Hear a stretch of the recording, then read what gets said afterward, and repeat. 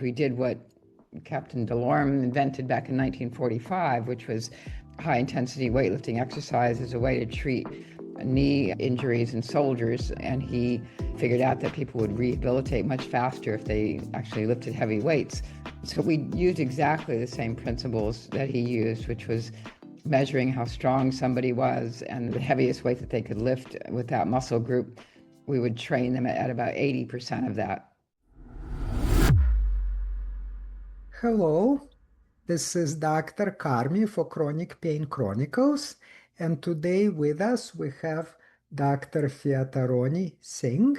She is a physician, a researcher, and a pioneer in studies on weightlifting for not just chronic pain, but a number of other medical conditions.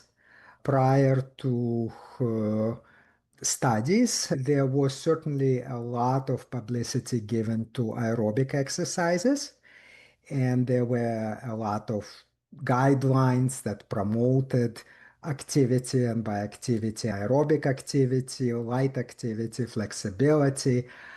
But what's changed is that there really wasn't a lot of emphasis on weightlifting. And the reason that this is shifting now is because of Dr. Fiatarone Singh and a number of other researchers.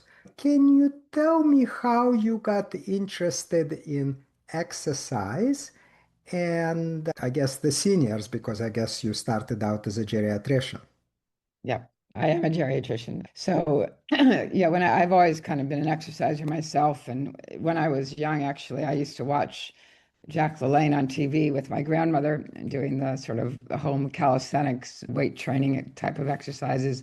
And actually, the reason I became a physician in the first place was my grandmother, when I was in high school, fell off a ladder and broke her hip and ended up with every possible complication of hip fracture that you can imagine, and ended up with malnutrition and decubitus ulcers and delirium and tied down in a nursing home on Haldol, on and on.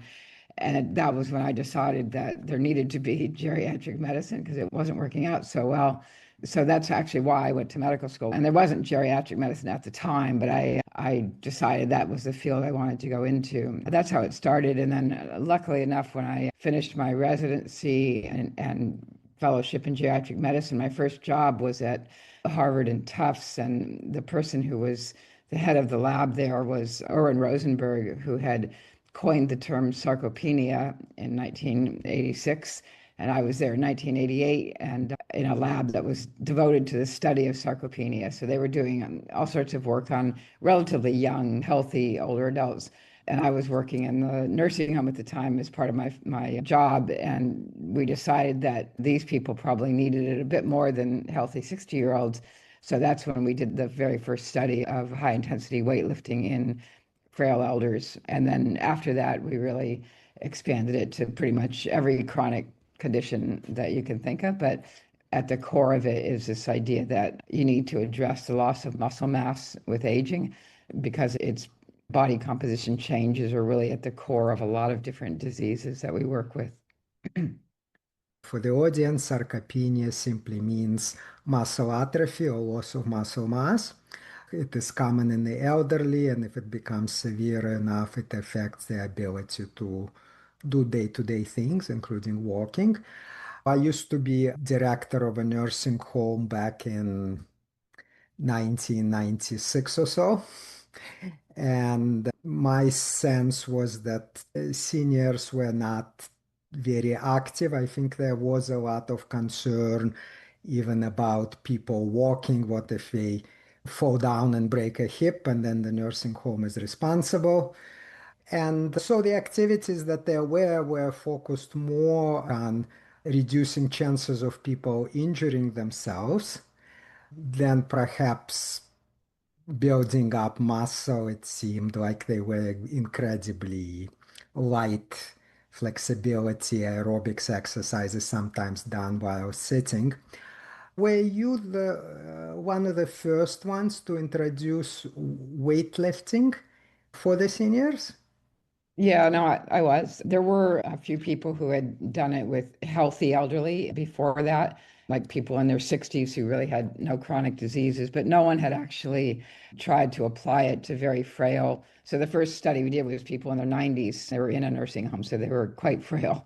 We just basically looked at the evidence and realized that the kinds of activities they were doing, such as the ones you suggested, were not evidence-based. In fact, that kind of activity was the control group for our randomized controlled trial and has been ever since. That sort of gentle exercise stretching group, we use that as a control activity because we know it doesn't work. It doesn't really benefit anything from depression to anything else. So we basically didn't do anything unique in terms of the physiology of exercise. We did what Captain Delorme invented back in 1945, which was high intensity weightlifting exercise as a way to treat knee injuries in soldiers. And he figured out that people would rehabilitate much faster if they actually lifted heavy weights.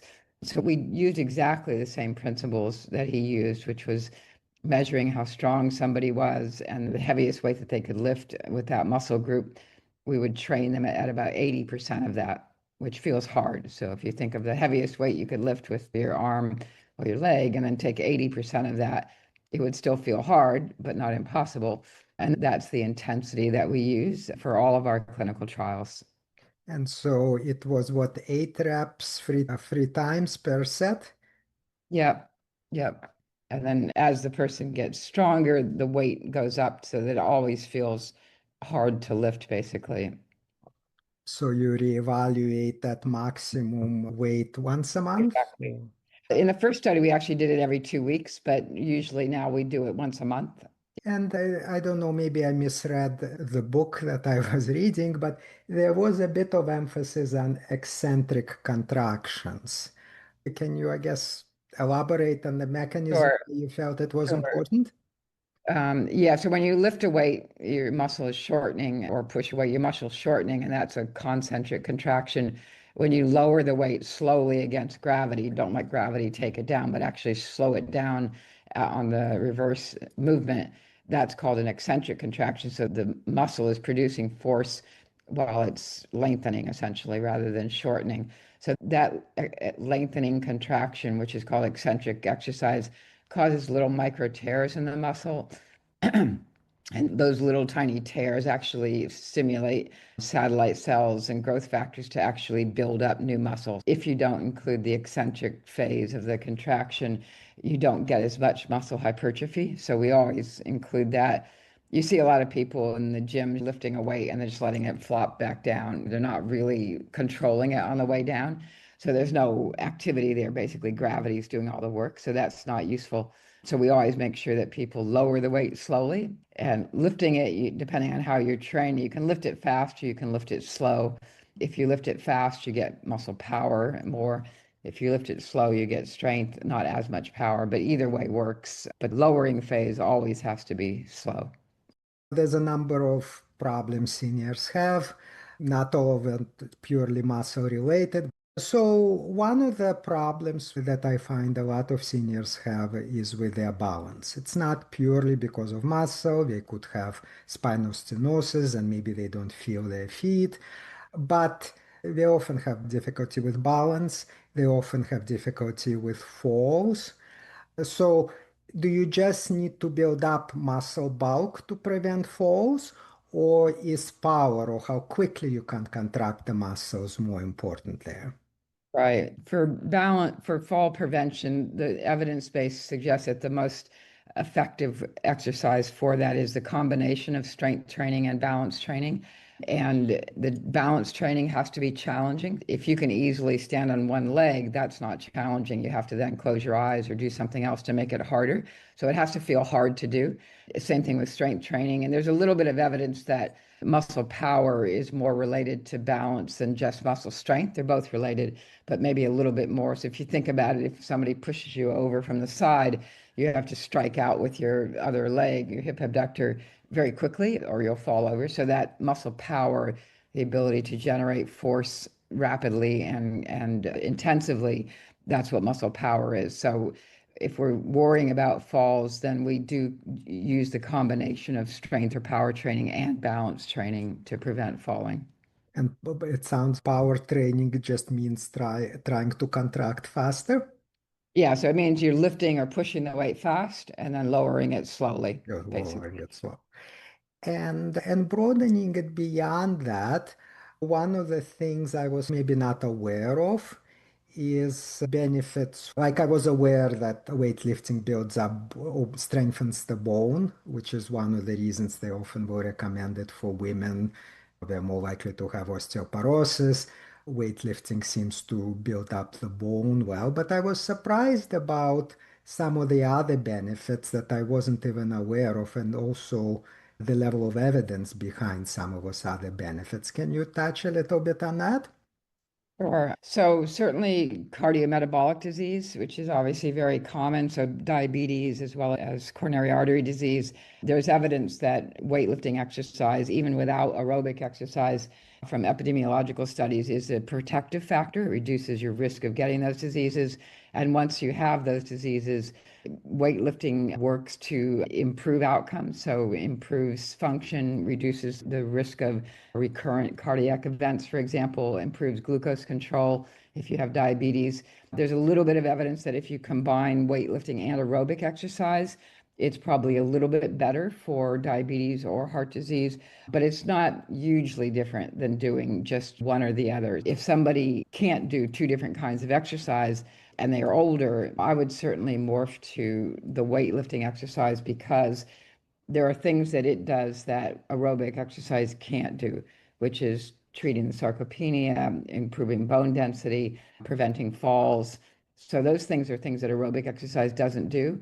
Whereas everything else in the realm of chronic disease, they both have benefit. So if you wanted to be economical about your prescription, then you have to use weightlifting in older adults. And if the person, has the time and the ability, you can add aerobic exercise. So if you think about somebody who's very frail, like in the nursing home, they're sitting around in chairs against the wall, very hard to even walk, right? So aerobic exercise becomes far less possible than weightlifting exercise, where you're sitting on a machine and lifting heavy weights.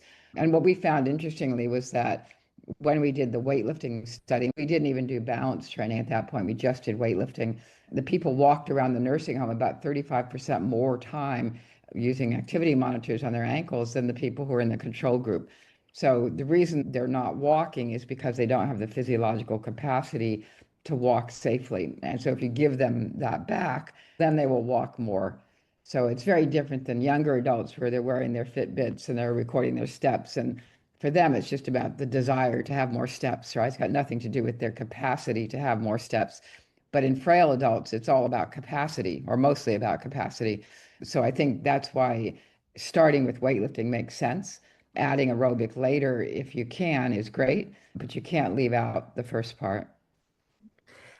Specifically with diabetes, often the recommendation is to lose weight. That's often the initial recommendation with diet, hopefully healthy diet like Mediterranean diet. And if that doesn't work out, then perhaps start on some medications. I'm talking about type 2 diabetes. Type 1 diabetes always gets insulin, but for type 2 diabetes. Now, my question is sugar control, does it have to do mostly with just overall weight, or does it have more to do with the ratio between muscle and fat in the body? Absolutely. So the body composition, which we measure clinically as well as in all of our studies, that ratio of muscle and fat in the body is hugely important for diabetes because although the visceral obesity is important in terms of the way that it increases insulin resistance, if you have a little bit of less muscle than you should, you don't have the ability to actually take up the glucose that's circulating and store it in your muscle as glycogen. You don't have as many GLUT4 receptors on the cell surface to take up the glucose. So improving the muscle, both in terms of size and metabolic activity, which is what weightlifting does, is equally important to reducing the visceral fat. And the problem with diet is that if you lose weight by diet, about 40% of the weight you lose, 30 or 40%, will be lean tissue, will be muscle and bone. So you never want to lose weight by diet if you are already older and sarcopenic. The only thing that stops that is if you lose weight by the combination of weightlifting exercise and diet. Aerobic exercise and diet doesn't help. You still lose all the muscle. Ozempic, you lose a lot of muscle. There are some studies now with Ozempic and weightlifting showing that you can maintain your lean tissue if you combine those things together, but virtually no one does, obviously. And so we're seeing a lot of accelerated sarcopenia in even middle-aged people who are either losing weight by diet or with bariatric surgery or with Ozempic. And that's not good. That's going to have long-term consequences in terms of the risk for osteoporosis and sarcopenia related conditions. Would it be accurate to say that it's easier to preserve lean muscle mass than trying to build it up when you're in your 80s? It's probably reasonable to try and prevent the sarcopenia. You do gain muscle when you do the weightlifting, but not to the extent that you lose it over your lifetime. So you lose about 40 or 50% of your muscle mass with aging from age 40 or 50 to 80. So that's a lot of loss. So you're not going to get all of that back. But the thing is, you can gain a lot of strength even if you don't return the muscle mass to its former state. And the strength you gain quite quickly. Muscle mass takes a bit longer to gain. But the thing that actually impairs your physical function in terms of your ability to walk around is your strength. Your muscle mass is probably more important for your metabolic control of things like diabetes, but it's your muscle strength that is protecting you from falling, etc. That's a little bit of a distinction. I guess one can train to maximize muscle mass, as in bodybuilders, and one can train to maximize strength, like powerlifters, right? And the protocols would be a little bit different. Bodybuilders, they train 4 to 6 hours a day, right? That's a different sort of thing. Even if they're natural bodybuilders, that's a lot to look like that. You can't do that with an hour 3 times a week. So we're never really trying to get to that with our clinical programs, but we certainly can see that we can markedly improve people's muscle strength, which is what they notice immediately in terms of their physical function. Yeah. So let's move on a little bit closer to the area that I guess I'm more familiar with, and that is chronic pain. And I think in pain specifically, value of exercise has been recognized for a long time. But there's different types of pain. There is pain due to osteoarthritis. So, for instance, knee osteoarthritis, where typically they will strengthen the quadricep muscles, as one approach. And then there's another type of pain, which honestly I find recommendations harder to make, and that's people who have nociplastic pain, things like fibromyalgia. So, does the approach differ in those two groups? I think arthritic pain is a lot easier to treat, I would say. So most of our in clinic, I have a clinical practice where we have 5 exercise physiologists who work with me, and we pretty much all of my patients do weightlifting exercise after they see me. So in that clinical cohort, virtually everybody has arthritis. We're constantly treating arthritis, and we do certainly find that you're obviously not getting rid of the arthritis, but you're improving the strength and the reducing the pain and the swelling and the stability of the joints is improving. So that I think certainly works. And if you look at the Cochrane reviews on the treatment of arthritis, it's pretty clear that strengthening exercise has the largest effect size for arthritis and particularly for knee arthritis, but also for hip. Aerobic exercise works to some degree, but not quite as well. For things like fibromyalgia, there is evidence that some of the symptoms of fibromyalgia, including not just pain, but depression and fatigue, do improve with either aerobic exercise or weightlifting exercise. I think it's a bit harder to know what benefit you're going to see in an individual. I think it's pretty variable and it's a difficult disease to diagnose and figure out what's causing it. So we do treat people with that condition with exercise, and I think most of them, I think I would say, would tolerate both kinds of exercise, weightlifting or aerobic exercise, to the same sort of degree. Now, I guess maybe a disclaimer, I don't actually supervise the exercise program. We're mostly a procedure-based clinic. And the way that, at least in Canada, things work, we rely on physiotherapists or chiropractors to do that part of it. But having said all of that, if you have somebody with chronic pain, especially fibromyalgia type chronic pain, and they're always in pain, and then they do exercise, and then the pain, of course, gets worse when they exercise. And I think that's probably in general for weightlifting. They're always worried, what if I'm injuring myself? Mm. How can they tell when they're doing exercise and it's good kind of pain? Because when normal people could have some muscle pain, especially the morning after exercise, how do they separate that from pain that, is Right. actually injuring them?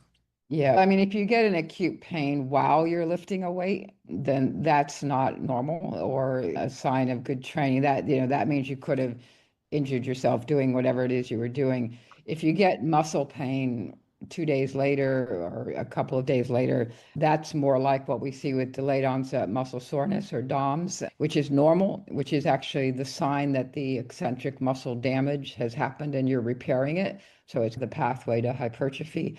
And that's what I think the best thing is to certainly educate people that if they get that kind of pain a couple of days after starting a weightlifting program for the first time, generally it will go away after a week or two. The first episode, it will go away in a couple of days, but then if you exercise again, it might come back. But after a couple of weeks of training, you don't get DOMS anymore. Now, if you stop training and you go away and you start again, you'll get it. Or if you don't go back for 3 weeks and start again, it's like you're starting over. But once people are training regularly, at least a couple of days a week, they don't get DOMS. And so I think just educating them that it's not an injury, it's a sign of good adaptation to the exercise. But that's very different than if they got like a sudden pain in their shoulder while they were lifting and maybe they tore a rotator cuff or something. That's very different. The pain that you see that's acute like that is more, it would be in a joint rather than in a muscle. So it would be different sort of pain. Yeah.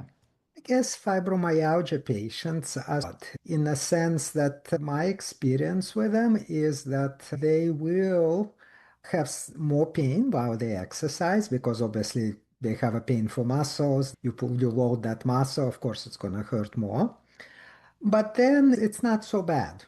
The worst pain comes the next morning with any activity for them if they overdo it.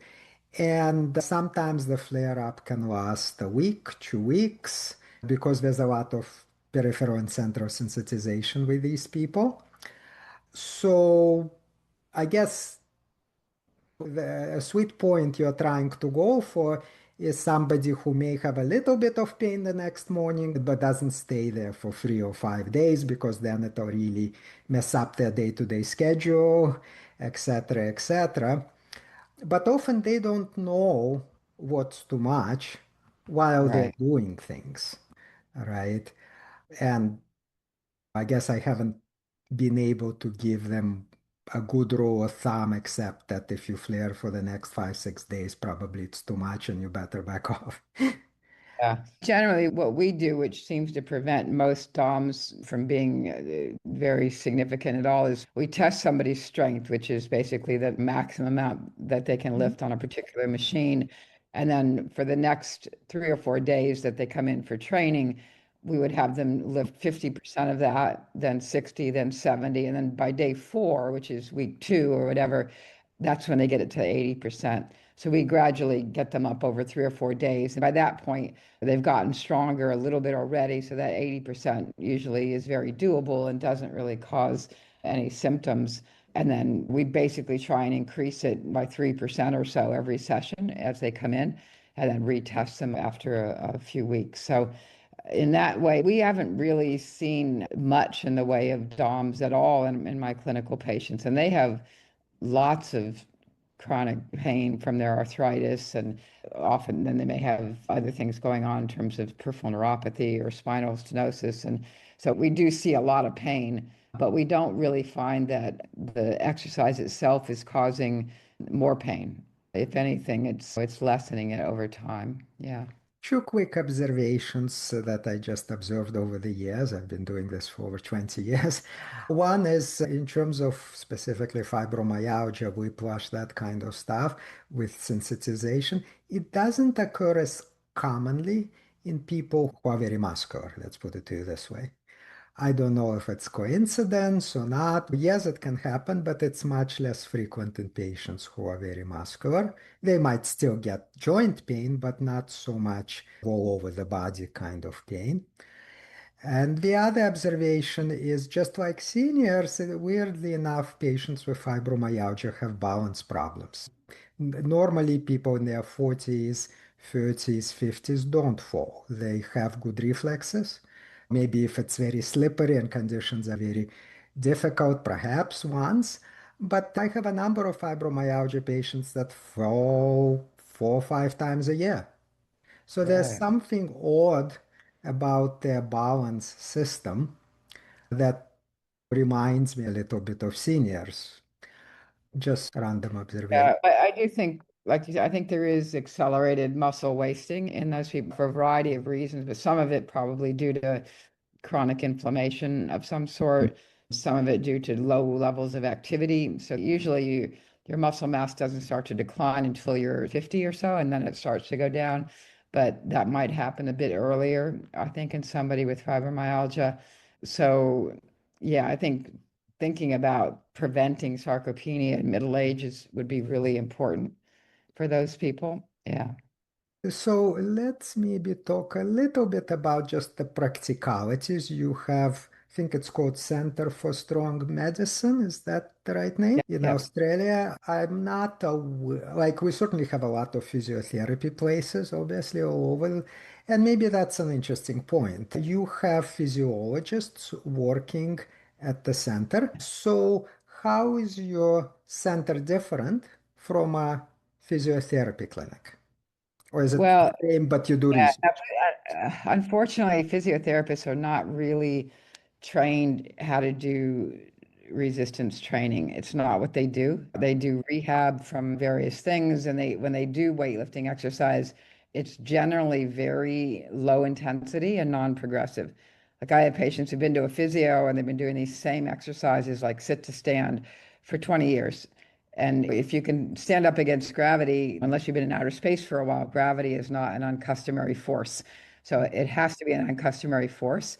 And unfortunately, that's what physios tend not to do is really get it to a level that works. And they'll have people use, at least here, elastic bands or various body weight things that really are not progressive enough to change somebody's strength.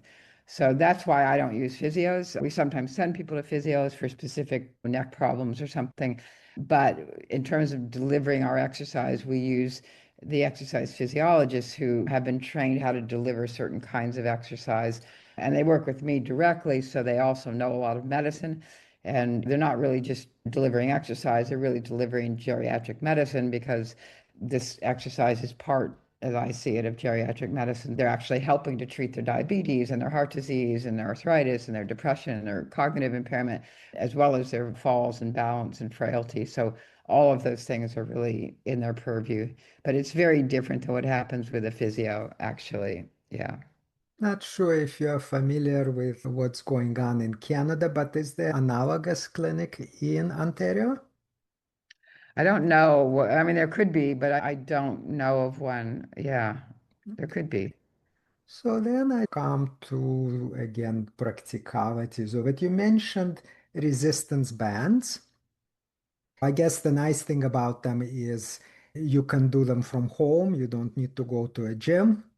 A lot of patients with chronic pain have very limited resources because perhaps they're not able to work because of their pain. So in perfect world, they would do something that's inexpensive. A lot of them are on disability, etc., etc. So you're saying the resistance bands are not helpful. Work Helpful. if you use them properly, but what happens is people often just use the same band for a long time. And as you stretch a band over time, it gets more and more Yes. elastic. So the force is less and less.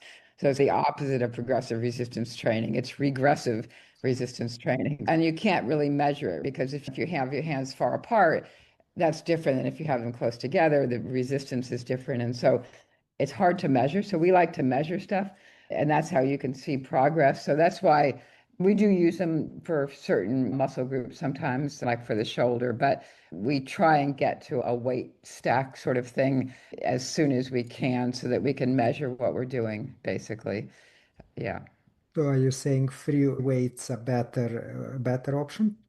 Free weights or machines, yes, you can do. And there are some body weight exercises that are always hard, like push-ups, right? Those are hard. So you can do those at home. There are things like step-ups with one leg onto a high step. That would still be a hard exercise, which you could do at home with body weights or some dumbbells that could take the place of going to a gym. I think for some people, it's hard for them to do it on their own without supervision. So we try as much as we can to supervise the exercise because we know the outcomes will be better. I mean, there are home-based resistance training programs that have been published and they work, but the strength changes and things that you see are definitely not as high as they are in the clinic. We try and get people to come in as much as we can. Yeah. And supervision can be done in person, which is, I assume, ideal. During COVID, there has been a lot of experimentation with remote supervision. I'm not sure if you have any thoughts on that or perhaps even Yeah, recommendations I mean, we do some of of it for people who live programs. far away and can't come into our clinic. We do telehealth sessions with them where we watch them exercise at home on a Zoom call and we make sure that they're doing it correctly and we give them advice. So we do that when we can't get people to come in. I think it does work if you do it well. And then, again, there are published studies from COVID and afterwards of doing it at home, whether it's aerobic or other kinds of exercise. And it certainly has benefit. So sometimes if we can get people in just once a week even, and then they do other exercise at home, we can do it that way. So that works. Yeah. And are there any websites, apps, online resources that would have trainer, personal coach, whatever, that you think is well done? There's a million people putting weightlifting videos online. I mean, most of them are actually pretty good when you look through them. They're doing the right kind of exercise. I don't know of any specific names that I would recommend over others, but we do have a lot of materials that we send to people about exactly how to do it, both at home and in a clinic. We have videos and fact sheets that show exactly how to do each exercise. I'd be happy to send those to you there, and you can distribute them as you will. So we've outlined exactly a good range of exercises both for balance and strength training for the home setting and the clinic setting. And the videos show you exactly how to do it in good form. And then the fact sheets tell you what the steps are. And they're developed from a research study that we did where we had 6,000 people in an online program for brain health. And part of the treatment was exercise. So we developed all of these web-based resources to use with this population that we weren't seeing face to face, actually. So they're quite good and useful and easy to follow. I'm happy to send you those. Yeah, that would be awesome. Now, I guess looking forward into the future, and I don't know if you're the right person to ask, but are there going to be some biologics that will stimulate muscle growth? I think some of the original steroids, perhaps, that muscle builders use, where there was some hope that they would help with people who are weak, I think, but I'm not totally sure. So I guess what about medications in the future to grow muscles? The drug companies have been searching for this for 40 years now, and most of the original studies were some kind of a growth hormone analog of some sort, but it gave everybody diabetes and carpal tunnel syndrome, so that didn't work out too well. Steroids themselves are not really possible because of the, well, androgenizing effects in women, but also liver problems. Oxandrolone is used in burn units to help with muscle recovery, which is a synthetic testosterone. And we actually used it in a study of women in Boston, and we used it with and without weightlifting exercise. And we found that it didn't improve their muscle strength gains. The weightlifting did that, but it did improve their muscle size a little bit. So it was complementary in that way. And that's generally what you with testosterone as well. By itself, it doesn't really improve muscle size and strength. It does in combination with weightlifting exercise. But those drugs are not really going to be the future. People have looked at other drugs like a myostatin inhibitor that will hopefully increase muscle size. But the thing is, like all of the drugs that are being tested and trialed now are basically using weightlifting exercise as the gold standard of what you're looking for. So to me, it's why do you want a drug to replace what weightlifting can do? We know how to fix this problem. We know what works. So why do we want a drug to replace it that's likely to have other side effects probably in the future that we don't want? And just increasing muscle size is not going to make you stronger very much. So that's still not going to be an answer. You have to have that neural drive to increase the muscle contractions force in addition to whatever it is that you're using to build up the size of the muscle. And they've been trying for decades, and so far it hasn't really come to fruition. I think there are things that can be done, like making sure the person isn't protein malnourished, which a lot of older people are. So making sure the diet is good. If there are sources of inflammation, and those are meant like depression, for example, is inflammatory. So is anxiety. All of those conditions will lead to loss of muscle tissue ultimately.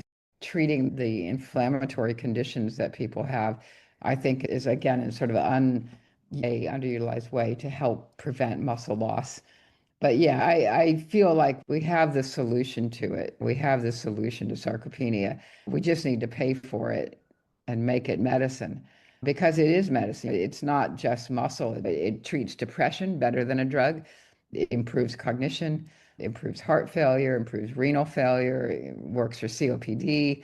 So it has so many benefits in addition to its benefits for muscle that we definitely should be paying for it in medicine as a treatment. And we're not, unfortunately. So even with diabetes, you think about metformin, which is used to both prevent and treat diabetes. And if you look at the diabetes prevention program, the DPP that was done a few years ago, they had a group that had exercise and diet versus metformin versus control. And the metformin worked about half as well as the diet and exercise group, which included weightlifting. It was done at YMCA's in America.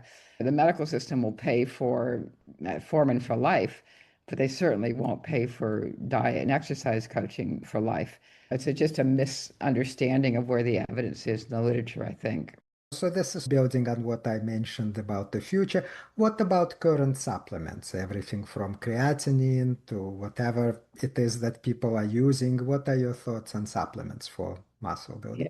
Yeah, I don't use them. We do give people protein supplements, like a little drink after their weightlifting session if they are sarcopenic. So, like within an hour of training, creatine is useful for it actually increases the amount of water in your muscles. If you take it for a couple of weeks, your muscle will look bigger, but it's mostly water. It's not increased muscle fiber size. So it is used by bodybuilders to look bulked up, but we don't use it for as part of our weightlifting. There are some studies now looking at it for cognition. Creatine is something that you have naturally in your body. The supplements are a lot higher dose than that. I haven't actually read all of the studies on creatine and cognition. I think there's probably a bit of hype there in the media about it now, but it looks like it's everywhere when you look now in the public media. I tend not to use any of those supplements. We just basically rely on good food, Mediterranean-ish diet, more protein if they need it, and high intensity weightlifting. We don't use any other supplements. So I guess going back to just in general weightlifting and exercise as a medicine, I always assumed it was partly political because it's not really positioned as a drug. There isn't really anybody who's going to financially benefit from promoting exercise because nobody has a patent on exercise. And also, it is very time intensive if in terms of if you give somebody metformin, you don't have to supervise how they take metformin every day. Whereas with exercise, if you want to do it properly, that means probably somebody akin to personal trainer and a facility that has all the equipment necessary. And if you're going to do it on population basis, because exercise is good just for about everybody and every medical condition, That's probably a lot of money. So again, that's just my guess, but I don't know, do you have thoughts why there's been difficulty with coverage? Well, I mean, I think it's really not understanding the literature. Like for cardiac rehab, for example, is covered for, it used to be 12 weeks, now it's about 6 weeks here. That's covered because there are so many studies showing that cardiac rehab reduced mortality and recurrent heart attacks by 35% or so. And so that was considered cost saving to actually put people through cardiac rehab. So that is paid for, at least a short term of it. But other than that, there aren't very many. And there's really no idea that exercise should be a long-term solution for these chronic conditions. I think whether it is more expensive than taking 5 or 6 drugs for all of these conditions you mentioned, I'm not sure. But it's certainly, I think part of the problem is that physicians are not trained in exercise. If you think about it, if we had a drug that reduced your risk of death, cardiovascular death by 50%, you'd probably learn about that drug in medical school. We have that drug. It's exercise. There's million studies. We know it. And yet not a single hour of my medical school career was devoted to learning about exercise. And it's still that way. There still is no training in exercise for physicians. So they're not prescribing it as medicine because they haven't been told it's medicine. And that's a huge problem. I'm not sure why that is, but there's so many other things that are come into the training now in terms of genetics and all the other things that they're meant to learn, that there seems to be very little place for exercise and nutrition in medical school. Yeah, I think most honestly, most physicians are aware that exercise is good for patients, but I don't think they go too far beyond that. Yeah. And they And don't know how to prescribe it. They basically, say go take a walk or something like that, but that's about as much as they can say. anyway, thank you very much for taking the time to speak to me. It was very informative. As I said, after reading the book Stronger by Michael Gross, I I, I was always aware of exercise being good, but really, I guess weightlifting was a little bit of a poor cousin of aerobic exercises. Well, that was my assumption in terms of health benefits, and this really changed my outlook. Thank you very much for talking to me. My pleasure. Have a good night. The information shared in this podcast is for educational and informational purposes only and should not be considered medical advice or a substitute for professional medical care. Always consult your own physician or qualified healthcare provider for personalized guidance regarding your health. Any exercises or therapeutic activities discussed should be performed only under the supervision of an appropriate healthcare professional or trained expert to ensure safety.